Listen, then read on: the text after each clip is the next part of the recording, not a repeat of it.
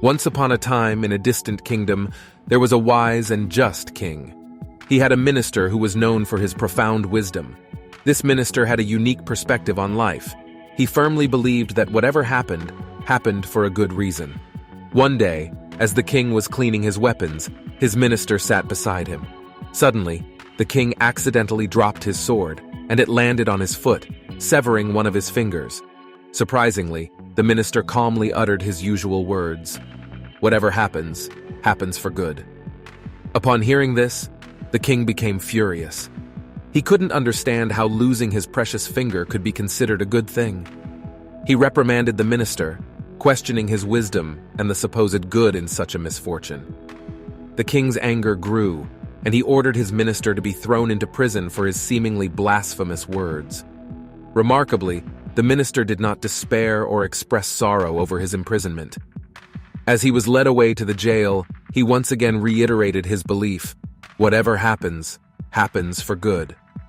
This perplexed the king even further, as he couldn't comprehend the minister's unwavering faith in the face of adversity. 2 months passed, and one day the king decided to go hunting with his soldiers. They ventured deep into a dense forest, chasing after a deer. Unfortunately, the king became separated from his soldiers and lost his way. Panic-stricken, he desperately searched for an escape route. Unexpectedly, the king found himself surrounded by a group of tribal people who lived in the forest.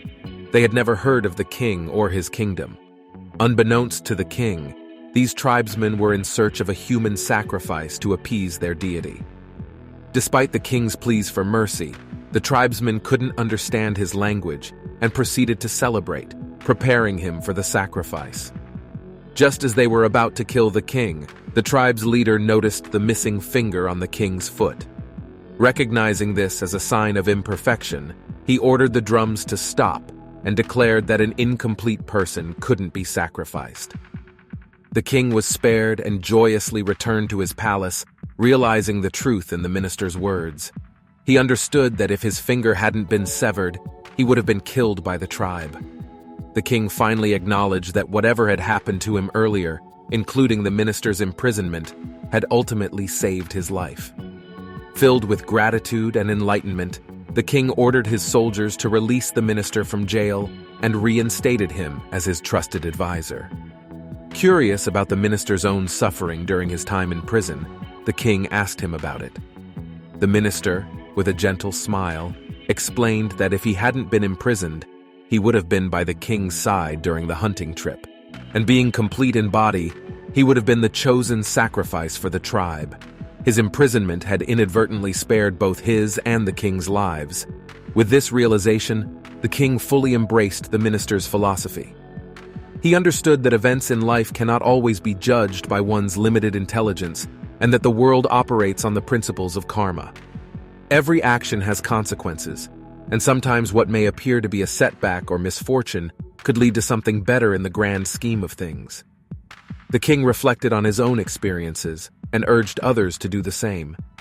He realized that in life, there are moments when we feel that something terrible is happening to us. But in retrospect, we often find that those very experiences have shaped us for the better. The story serves as a reminder that our understanding is limited, and we cannot always comprehend the intricate workings of the universe. It encourages us to trust in the inherent goodness of life. This is Wonderful Words of Life Motivation. Thanks for watching.